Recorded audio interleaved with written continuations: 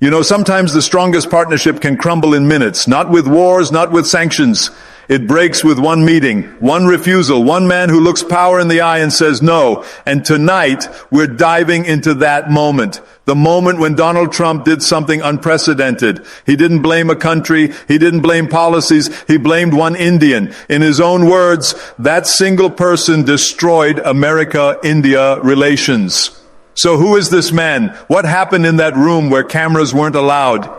And how did one conversation change the trajectory of two superpowers? This isn't about trade numbers or defense deals. This is raw. This is personal. This is about the collision between American expectations and Indian pride. This is about one voice that refused to bend and made the most powerful man on earth take it personally. So stick with me, because once you hear what really went down behind those closed doors, you'll never see global politics the same way again. Look, it wasn't that long ago when India was just another developing country. That's the polite way the West used to say, not important. They saw poverty, they saw chaos, they saw a nation grateful for whatever attention it got from the big players. What they completely missed was the hunger, the determination to rise. Today, India isn't asking for permission anymore. The International Monetary Fund says India is now the fastest growing major economy on the planet. While Europe fights recession and America worries about inflation, India is building. The numbers don't lie. GDP growth is outpacing Germany, Japan, even the U.S. itself. This isn't just recovery, this is dominance.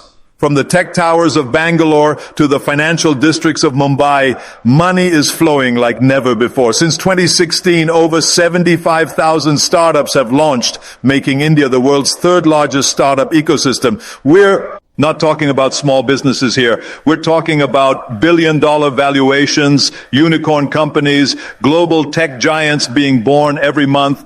When COVID hit and the world panicked, what did India do? It became the pharmacy for the entire planet. Over 80 countries got their vaccines from India. The country that was supposed to need help became the lifeline for everyone else. While the West struggled with supply chains, India was exporting medicines, vaccines, and medical equipment across the globe. And suddenly, the power dynamic shifted. India wasn't the grateful recipient anymore. India had options, real options. This wasn't the same country that would nod and smile at whatever America offered. This is where our story really begins, because Trump, being Trump, walked into this new reality expecting the old rules to still apply. He expected India to be thankful. He expected compliance. He was about to meet the man who would change everything, Dr. S. Jaishankar, India's External Affairs Minister. If you don't know this name, you should, because this is the man who made Trump so furious that he personally blamed him for destroying the relationship between two nuclear powers.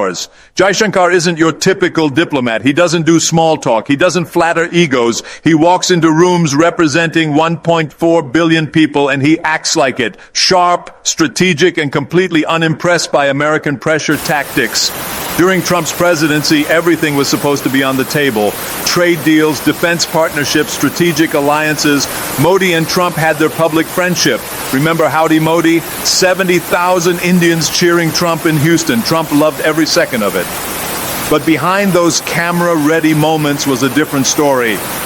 Because while Modi was playing the diplomatic game, Jaishankar was holding the line. And that line was simple: India will not be dictated to. The breaking point came during high-level talks that most people never heard about. Secret meetings, closed doors, no media. This is where the real business gets done. Trump's team came in expecting quick wins. They had their demands ready. They wanted India to stop buying weapons from Russia. They wanted India to reduce trade with Iran. They wanted India to pick America's side in every global dispute. Basically, they wanted India to become America's junior partner in Asia and be grateful for the privilege. The meeting was tense from the start.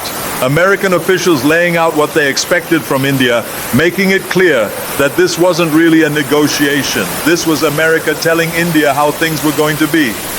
Then Jaishankar spoke. Cool, calm, completely unbothered by the pressure in that room. His message was crystal clear. India makes its own decisions. On defense, on trade, on foreign policy, America could either respect that or walk away. The silence that followed was deafening, because this wasn't how these meetings usually went. Countries like India were supposed to negotiate, maybe ask for something in return for compliance. They weren't supposed to just say no.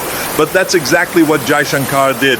No long explanations, no apologies, just a firm refusal to let America decide India's policies.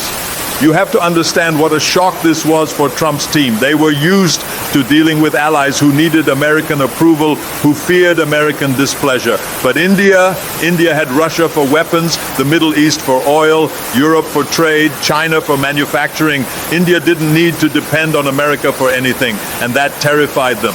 When they pushed harder on the Russia weapons deal, Jaishankar didn't blink. India would buy what it needed from whoever offered the best terms. When they demanded India condemn Russia over Ukraine, Jaishankar said India would stay neutral. When they wanted India to cut ties with Iran, Jaishankar said India's energy security came first. Every American demand met with quiet, unshakable resistance.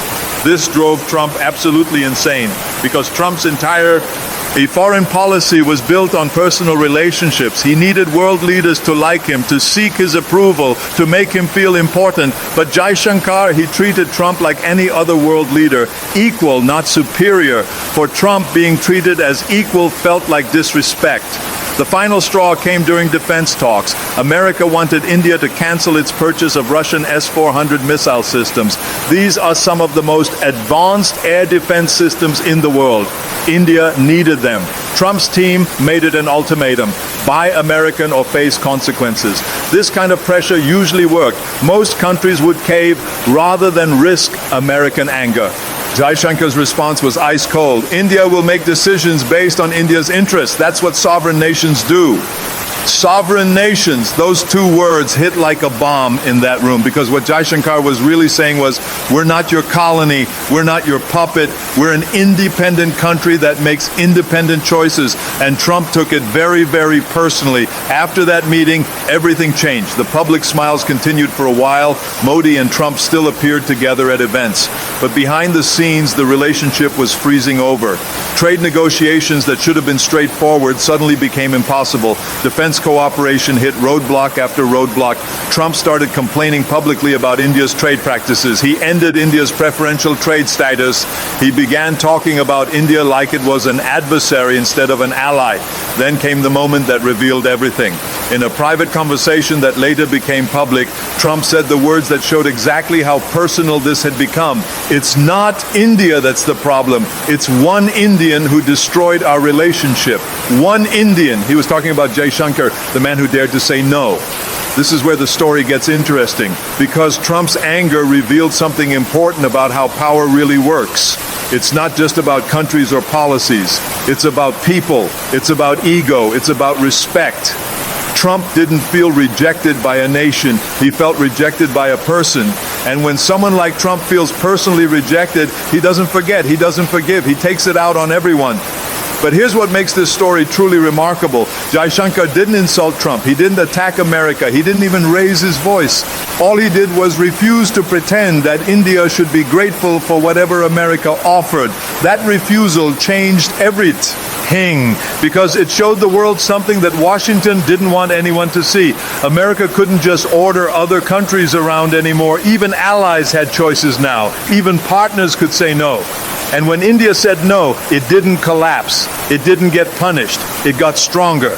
While Trump was complaining about India, Indian companies were signing deals with American businesses worth billions. While Trump was threatening sanctions, India was building partnerships with Europe, Japan, Australia, even China. Despite border tensions, the European Union started talking about strategic partnerships with India. Japan increased its investments. Australia signed comprehensive trade agreements. India proved something that sent shockwaves through Washington. In the modern world, no single country gets to dictate terms to everyone else. And it all started with one man saying no in a conference room. Let me tell you why this matters beyond just politics. Jaishankar understood something most people never learn. Your power doesn't come from making others comfortable. It comes from knowing your worth and refusing to accept less. Think about your own life. How many times have you been in situations where someone expected you to be grateful for scraps? Where they assumed you'd say yes because you needed them more than they needed you?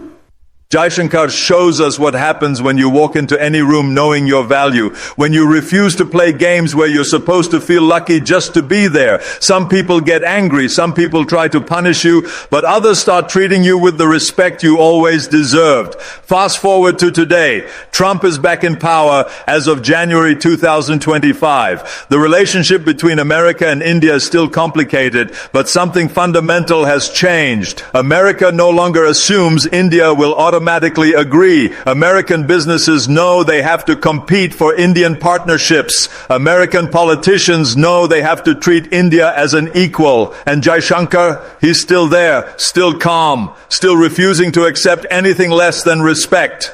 The man Trump blamed for destroying the relationship became the architect of India's new global position, a position where India doesn't choose sides in other people's fights, where India makes its own decisions, where India partners with everyone but belongs to no one. This is strategic autonomy, and it drives traditional powers crazy because it means you can't be controlled, can't be predicted, can't be taken for granted.